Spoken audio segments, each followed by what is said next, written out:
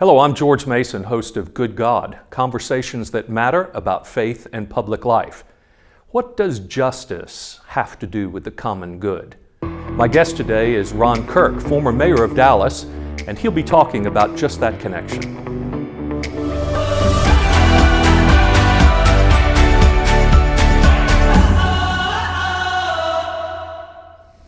Welcome to Good God, conversations that matter about faith and public life.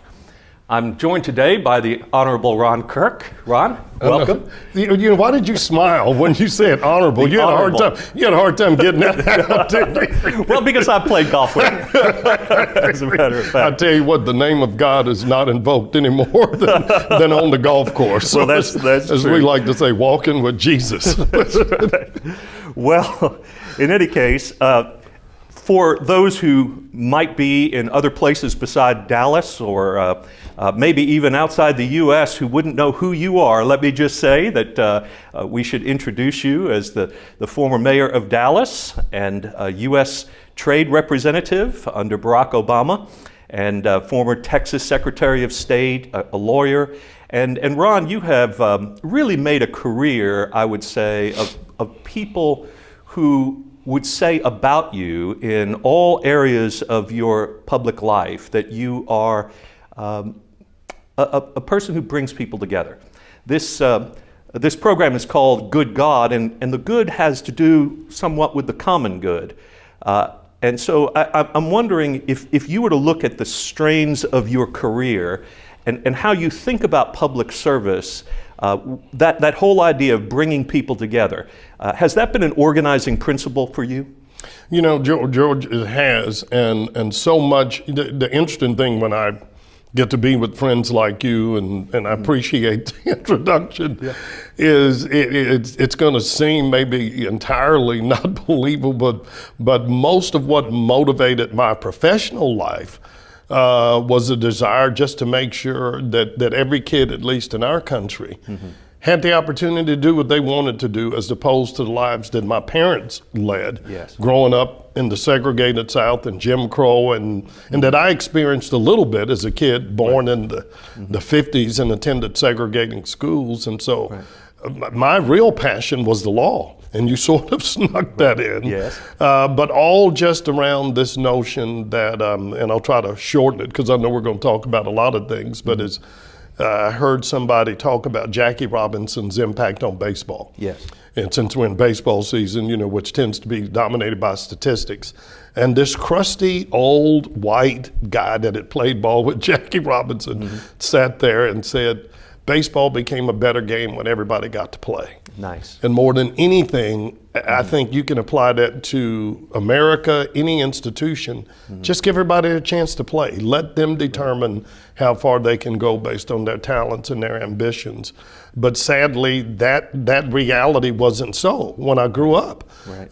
And you mentioned I worked under Ann Richards, and we spoke at a ceremony that one of my law partners was honored for justice, and Ann used a very interesting introduction, and she talked about how all of us, at least in the Christian faith, grew up singing this song that Jesus loves all the little children, all the children of the world, no matter what color. But her point was, sadly, that wasn't always true in application, in that part of our mission, whether it's as a lawyer, as a public servant, or whatever we do, is just make sure all these little children have an equal shot.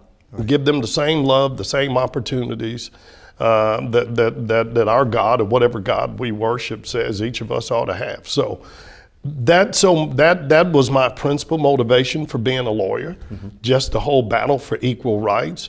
But embedded in that was an understanding that my parents had worked way too hard to do something as simple as have the right to vote, not pay a poll tax. And so within that, the notion of not being involved in the civic life of our communities wasn't in my DNA. And I would say for most kids my age, and I'm 64.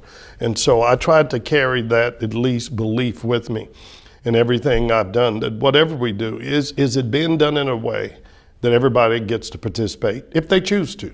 You know, it's interesting you draw upon your own family experience and how much that was a motivator for you. I was remembering back when I was a young pastor and arguing with in my denomination and in our local church for the right for women to be ordained as deacons and pastors. And someone stopped me and said, okay, what is this with you? What's motivating you? And I had to really think about it and realized, you know, my mother probably was born out of season, Ron. You know, she's probably a better pastor than I am and would have made a great pastor if she was born in a different time, you know. And it occurred to me that, unbeknownst to me maybe, this was not just about a principle so much as it was a personal motivation. That then the principle becomes important, but you're really motivated by the story, right? Yeah. By the nature of that what's going on in your own family history. Well, I think for those of us that are of the generation that have seen people denied the right to live where they wanted, love who they wanted, study where they wanted, be what they wanted, just for some arbitrary decision that girls can't come here, black people can't, Hispanic, but you see that and you realize how corrosive that effect can be on somebody's life of having their dream denied and having to not be what God intended for them to be. It's not only hurtful to them, but it's hurtful to society. I was at a dinner Friday night with the management committee of our law firm, and it's a great law firm. I guess I can say Gibson, Dunn, and Crutcher. And we started in LA, and our managing partner had some real nice words about me and was bragging on all that I did in Dallas. And I love needling and reminding my friends in California who sort of imbue themselves with this fiction that California is so much more progressive than Texas. But I remind them that both of their African-American mayors, first African-American mayors, Tom Bradley and Willie Brown, were born in Texas. How about that? And I always define myself as the first black mayor of Dallas because Tom Bradley, who was the first black mayor of LA, almost became governor.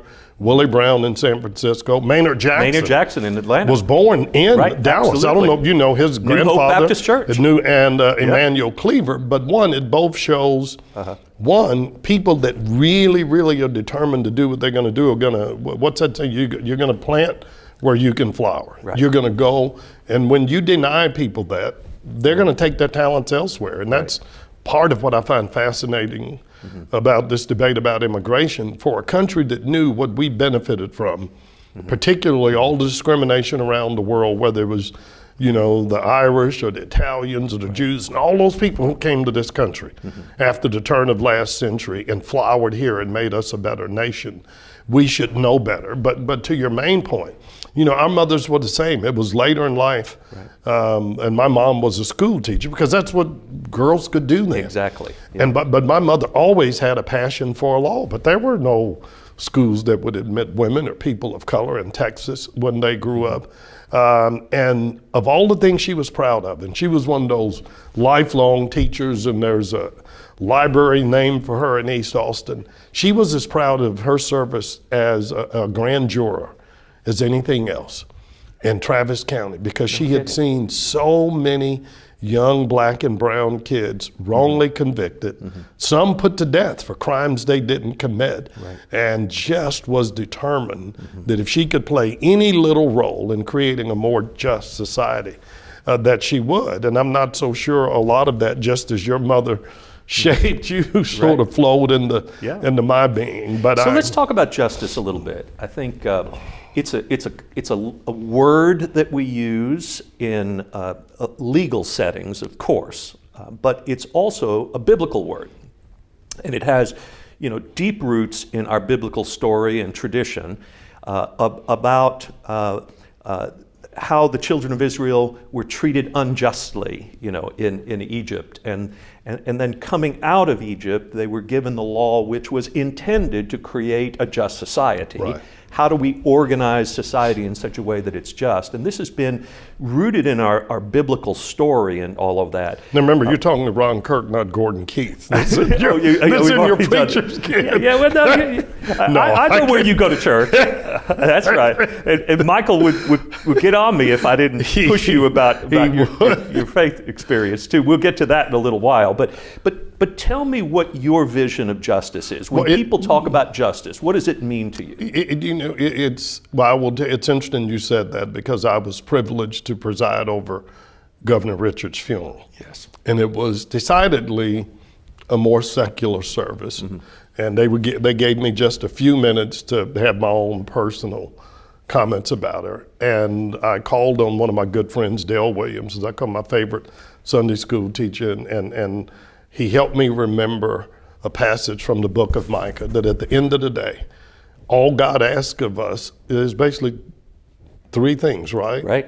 Do justice, have mercy, and walk humbly with your God. And so within that, we can, it's one of those things, we can make it more difficult, but I think justice is a word that inherently means be fair. Yes. Treat everybody the same. Now, there are people, as a lawyer, man, can we try to spin that into something else?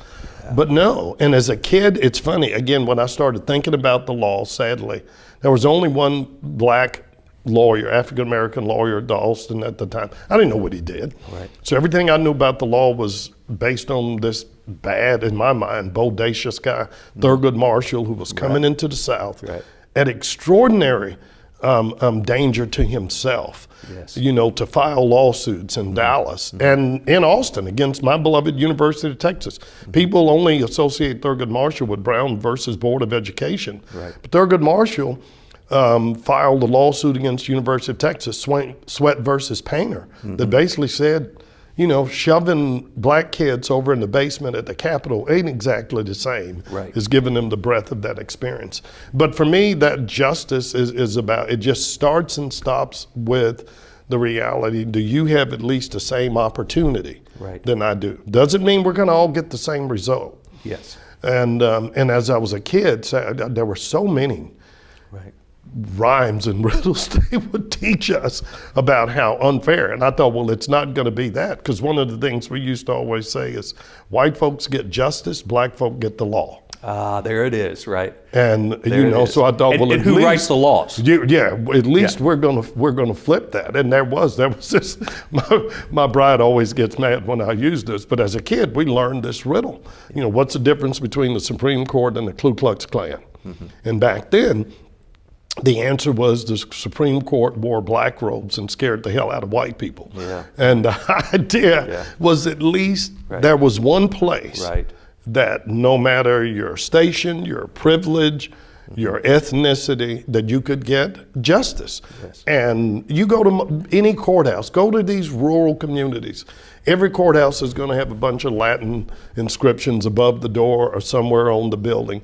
But in all of them is some notion of this word justice. But at its core, as you said, it goes back to the Bible, and what we're all instructed is be kind to one another, be fair. Cornel West, the academic and writer about civil rights and the like, said that justice is what love looks like in public. Yeah.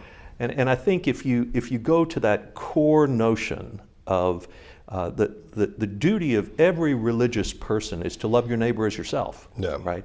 Love God, but love your neighbor as yourself. And so the public expression of a religious life is this notion of justice, isn't it? And so whether you're doing it in a courtroom or in the State House or at the mayor's office or in Washington, somehow or other, this whole notion of how do we create a fairer society? Is an interesting thing that I challenge young people today when I talk, because of the intersection, almost the embedding in our lives now of social media. Yes. What happens in a Starbucks in Milwaukee is viral around the world at the time. And I use that because I tell young people, we always recognize justice and discrimination in the rearview mirror. In the rearview mirror. We don't want to talk about it. Right. But I mean, we just spent the last couple of weeks reviewing the life of Dr. Martin Luther King, which 50 years ironic. now since his death. It still strikes me as ironic that again, going back to Ann Richards, I was sworn in as Texas Secretary of State on April 4th of 1944. April 4th is... Which is the day that Dr. Martin Luther King was assassinated. Right. He was 39 years old. I was 39 years old. So it's humbling to think this guy had done all this. But I get so tired sometimes of talking about, what it was like, and I challenge kids to say, don't so much talk about Dr. King, but when you go home, ask your parents, what were y'all doing? Yeah, there you go. Because I tell you, when you look at those films from Selma, from Birmingham, and you see people riding in the pickup trucks with the guns and the sheets, that was real. Nobody ever puts on a family film and says, okay, watch this part. Right. Where the guy swings the bit. That's Uncle Bub. That's your granddad. Well, let's pick this up in just a few moments. We're going to do a promo for a nonprofit that is dear to your heart. And so when we come back, we're going to pick it up right there. All right. All right.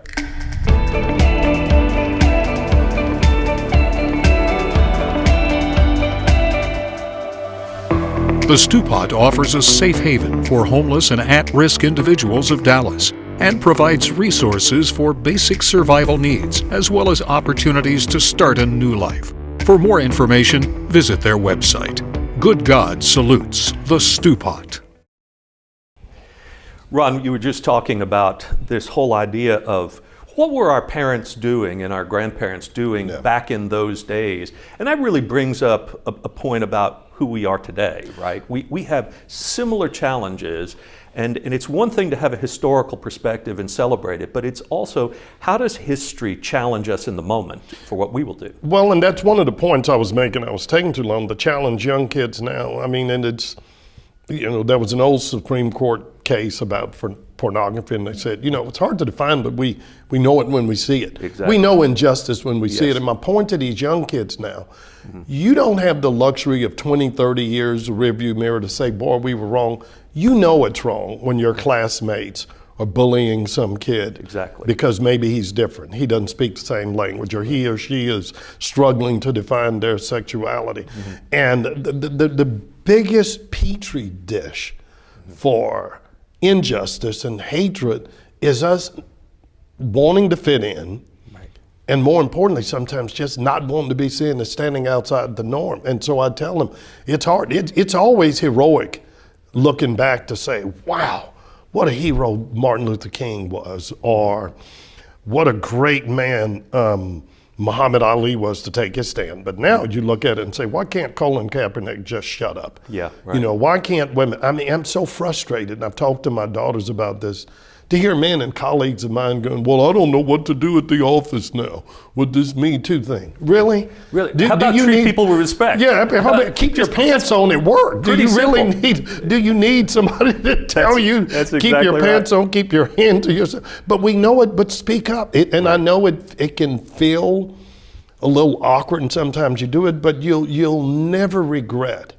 having stood up for somebody who was struggling to maybe speak for themselves, or just stepped into somebody and said, come on, give them a break. Right. And so much of what we see, and life is so complex, and we're covering a lot of stuff. The common denominator in all these tragic shootings in most of these schools is a kid who's bullied. Exactly. A kid who's alone, a kid that, now some of them clearly had some serious mental health issues, but a lot of them were people crying out for somebody to say, I hear you, I see you, you're struggling. Yeah, so I think it's interesting that we were talking about Dr. King and others who fall into the category of our historical tendency to conceive of history as the story of great men. Yeah. And it was usually men, as a matter of fact, but we tell these stories about who are these key leaders in the history of the world.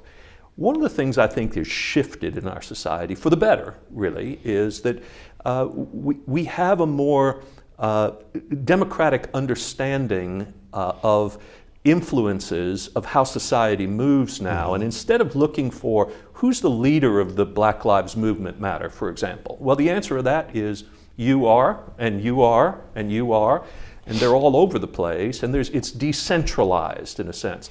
So we now have an opportunity to start to realize that people like your mother really did make a difference. Oh, she made a huge difference. Even though her story isn't told every April 4th, or during the month of February, Black History Month, or something of that nature. But we're learning that that's really a crucially important thing. If the world's going to move forward toward a more just society, every one of us has a role to play. Well, I love the fact, they don't need my plug, but the New York Times has been going back and saying, you know what, for too long, story has only been told through the lens of men. But here are all these incredible women. Yes. And thank God, you had a film like Hidden Figures to say, girls do science. Absolutely. Girls have done some good science. Absolutely. And girls practice law and try lawsuits and do other things. But that's an important lesson. And one of your points about it's all of us, and I know we're going to talk faith later, but I did grow up in a family church. And speaking of my mother, she was one of 14, the only one to go to college. And thank God she was able to go to Houston Tillotson College. One of our historically black colleges had no money. Her parents died when she and her twin were, 5 or 6 years old. And one of my uncles got the calling in the old sense of the word. No biblical training, anything. But when you got 10 brothers and sisters who all live within 5 square miles, you got an instant church. That's right. So we grew up in this scary family church, 400 folks who all looked the same. And I joke, we sang the same songs. My aunt played the piano till she died. Then my cousin played the piano. Then my sister played the piano till she moved away.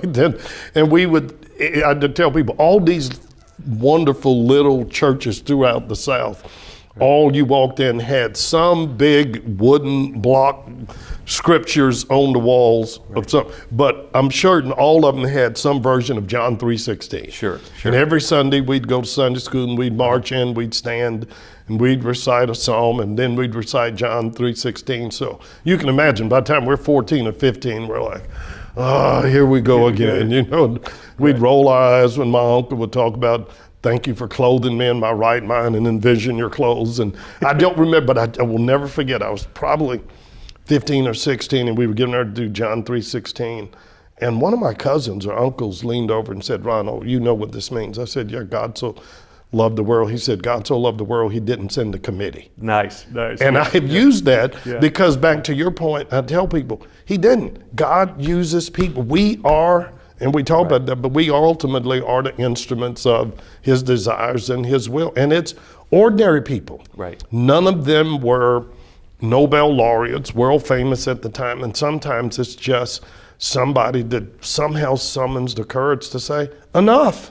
Now, on the other hand, that we all need heroes, right? And so Dr. King was a hero, and we don't have to have celebrity heroes, but in many ways, you being the first black mayor of Dallas, created an opportunity for young black men and women to think that their aspirations were not thwarted, that actually they could dream about that. Barack Obama's election was one of those moments too. And then I know you're a movie buff, you and Patrice. So all right, I saw Black Panther last night, and here's another story though, right? I mean, here's another.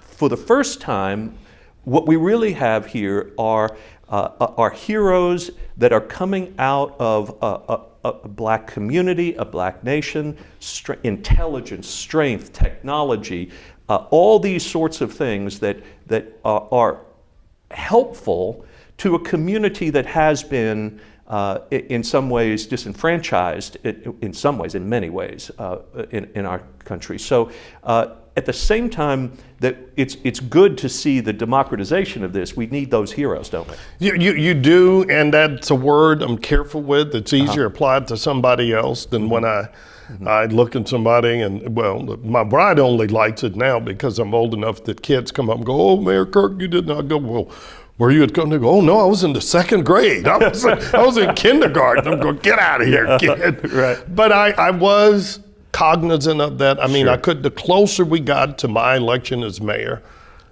I mean, the less I could escape the reality of how big a deal this was to the African-American community. I wasn't blind to that.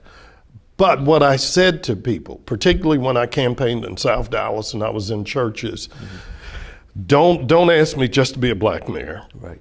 And don't burden me with history.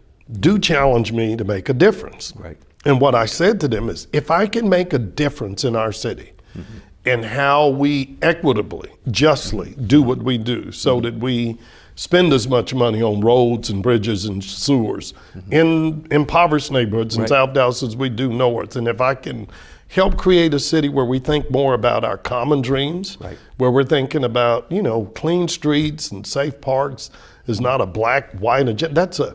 If I can do that, if I make a difference, then it'll be hugely important.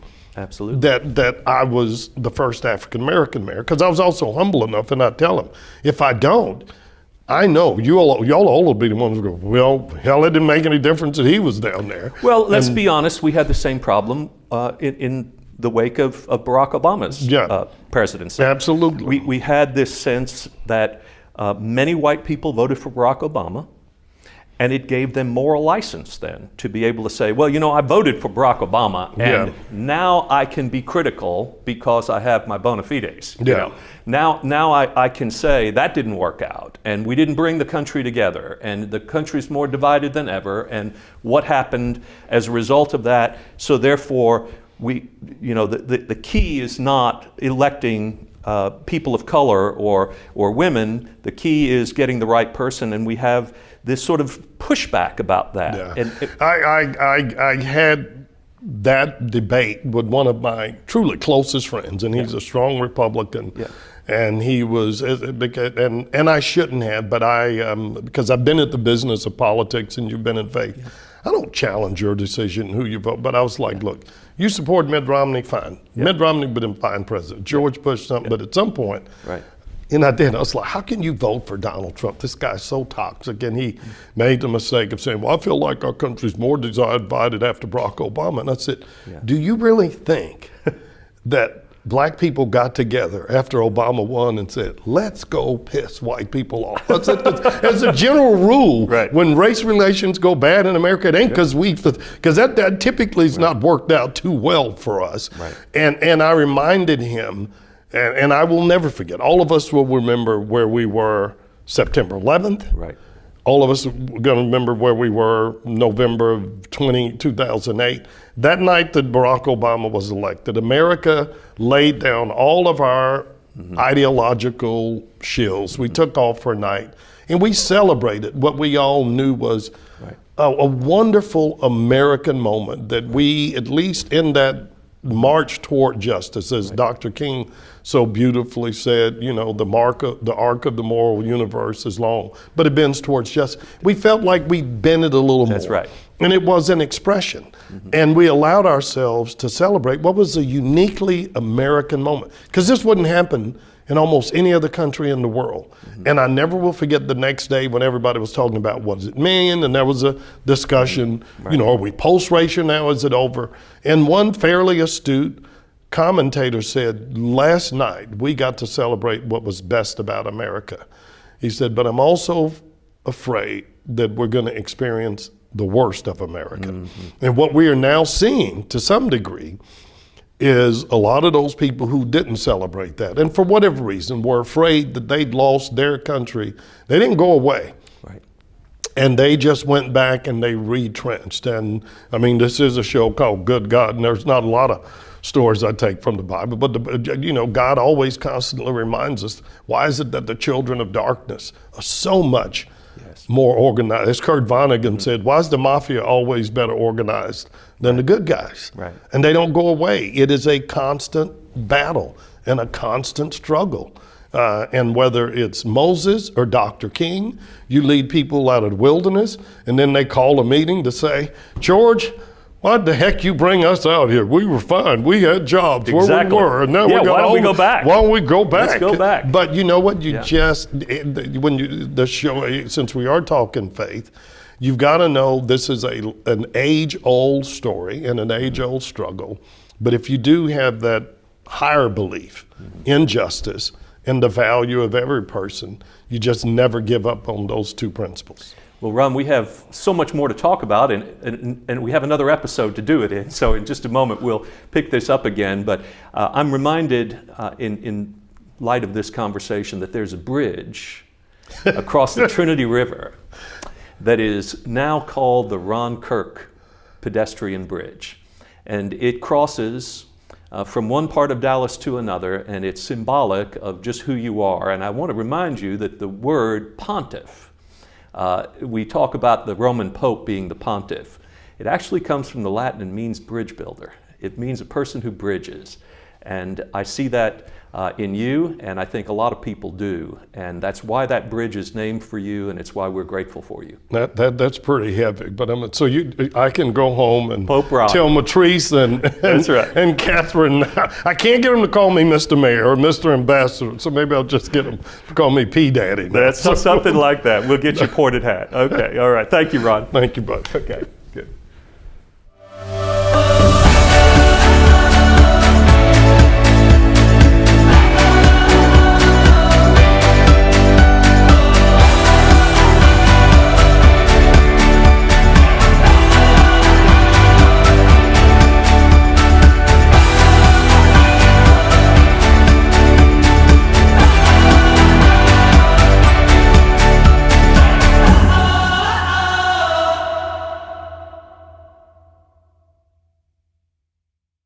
The Stew Pot offers a safe haven for homeless and at-risk individuals of Dallas and provides resources for basic survival needs as well as opportunities to start a new life.